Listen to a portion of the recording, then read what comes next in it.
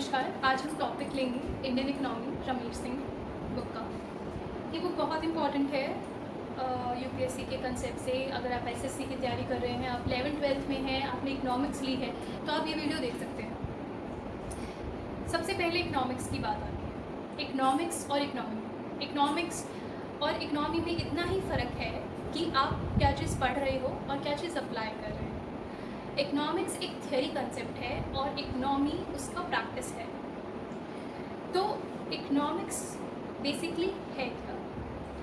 किसी भी जगह जब हम उनके रिसोर्सेज किसी भी देश में एज्यूम करिए, वहाँ के रिसोर्सेज को जो वैल्यूएबल कमोडिटीज़ में कन्वर्ट करते हैं और उनको बराबर तरीके से बराबरी में बराबर डिस्ट्रीब्यूट करते हैं सब लोगों में, तो उसको इकनॉमिक्स बोलते हैं। अब जब कंट्रीज़ की बात आती है तो हम थोड़ा सा हिस्ट्री में भी जाएंगे। तो एक टाइम जब मार्केट फोर्सेस, इंडस्ट्रियलाइजेशन एरा चल रहा था, तब एडम स्मिथ ने एक टर्म कॉइन की, इनविजिबल हैंड्स। उन्होंने कहा कि मार्केट में डिमांड सप्लाई है जो अपने आप क्या करता है, अपने आप मार्केट फोर्सेस का काम करता है और प्राइसेस को इक्विलिब्रियम पे ले आता है। ये आप भी सोचते हैं, जब ज़्यादा डिमांड होगी तो प्राइसेस क्या होंगी? बढ़ जाएंगी। जब डिमांड कम होगी तो प्राइसेस क्या होगी? घट जाएंगी।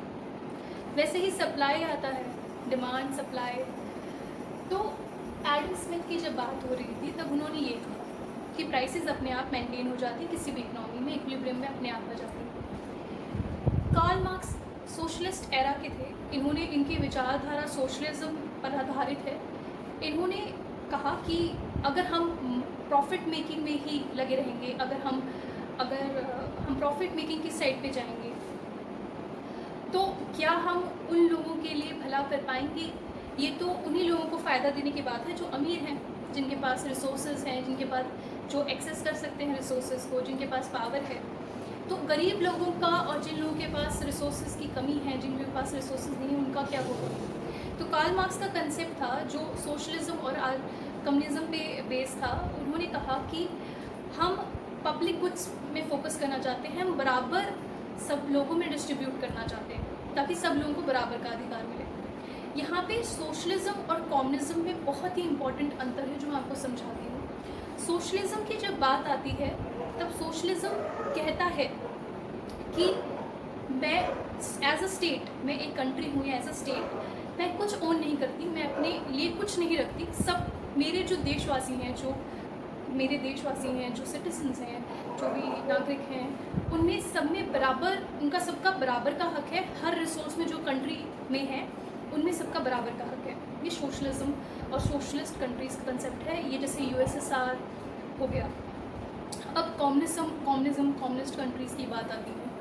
इनका विचारधारा ये है कि जो भी रिसोर्सेज हैं, अगर हमें सब में पहले ही डिस्ट्रीब्यूट कर देती हूँ, ये सबको बोलती हूँ बराबर का हक है, तो बड़ा दिक्कत हो जाती है कि सब लोग लड़ने ना लग जाएं। इसलिए कम्युनिस्ट का कंसेप्ट थोड़ा सा डिफरेंट है। यहाँ पे कहा जाता है कि हर चीज़ पर स्टेट का हक है, हर रिसोर्स पे स्टेट का हक है और उसकी जिम्मेदारी है कि हर किसी में बराबर बांटे।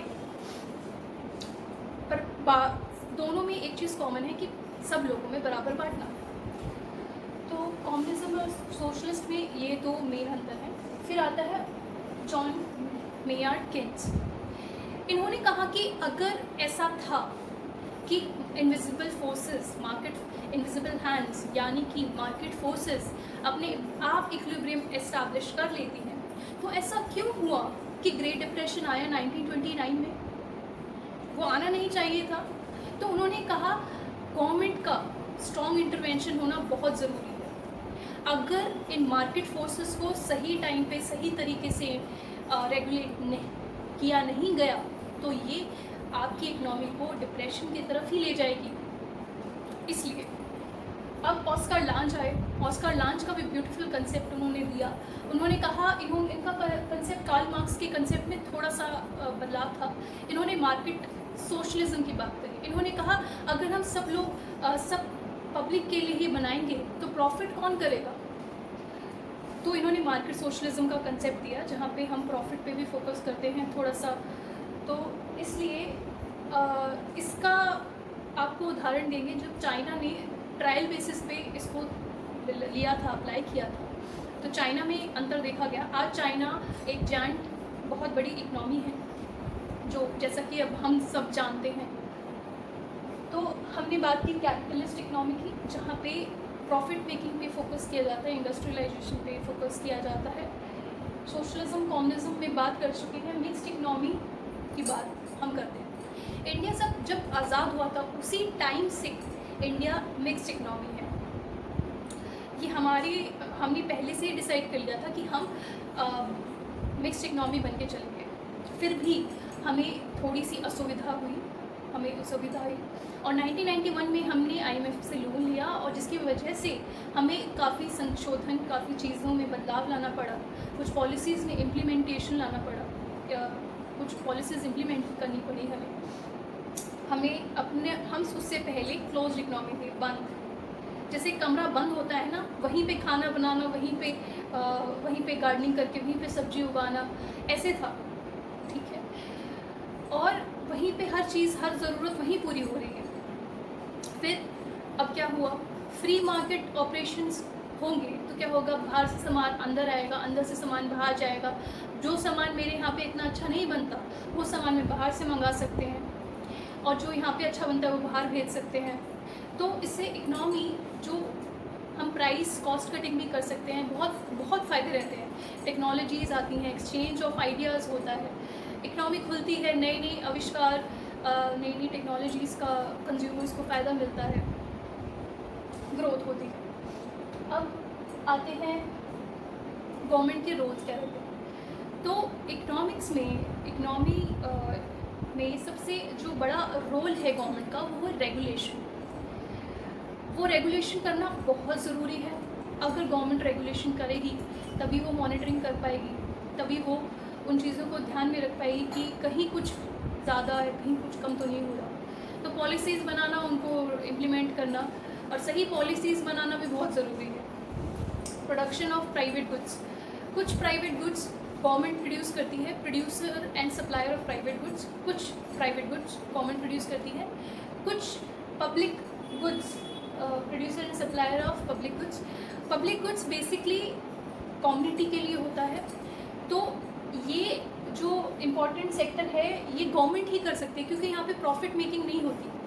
प्राइवेट गुड्स में आप प्रॉफिट कमा सकते हो, पर पब्लिक गुड्स में आप नहीं कमा सकते। आप सैनिटेशन प्रोवाइड कर रहे हो, आप ड्रिंकिंग वाटर फैसिलिटी प्रोवाइड कर रहे हो, आप एजुकेशन प्रोवाइड कर रहे हो पब्लिक गुड्स में और सर्विसेज में।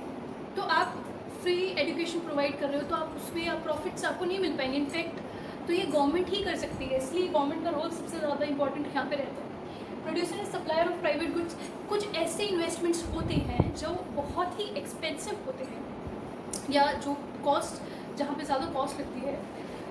जैसे आप स्टार्टिंग में देख लीजिए एविएशन सेक्टर, डिफेंस सेक्टर, तो इन सेक्टर्स में ज़्यादा टेक्नोलॉजी लगती है। कुछ दूसरे कंसेप्ट्स भी, कुछ दूसरे पॉइंट्स भी हैं कि नेशनल सिक्योरिटी की बात आती है, इसलिए भी उसको हम खुद ही प्रोड्यूस करना पसंद करते हैं। एविएशन की बात आती है, जैसे एयर इंडिया है, अब तो काफ़ी एयरलाइंस को मिल गया है कि वो अपनी स्टार्ट कर पाएँ ऑपरेशंस।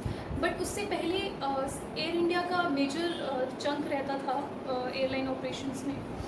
तो ये प्राइवेट गुड्स एंड सर्विसेज में आता है कि गवर्नमेंट कुछ ऐसे गुड्स एंड सर्विसेज प्रोवाइड करती है जहाँ पे ज़्यादा कॉस्ट इंटेंसिव है, जहाँ पे ज़्यादा कॉस्ट लग रही है। और स्टार्टिंग में अब देखा जाए तो जब भारत आज़ाद हुआ था, तो इतने एंटरप्रेन्योर्स नहीं थे कि लोगों के पास इतना पैसा नहीं था कि एकदम से इन चीज़ों में कूद पाए या मतलब काम कर पाए, इसलिए गवर्नमेंट ने इनिशिएटिव्स लेती है गवर्नमेंट।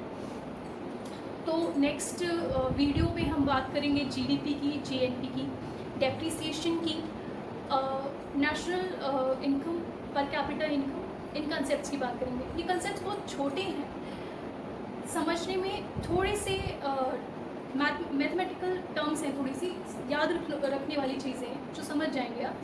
तो वीडियो को देखते रहिए। इंजेक्शन डोज, हमारे चैनल को सब्सक्राइब कीजिए, और इन्फॉर्मेशन के लिए कोई भी डाउट्स हैं तो आप हमसे क्लियर कर सकते हैं।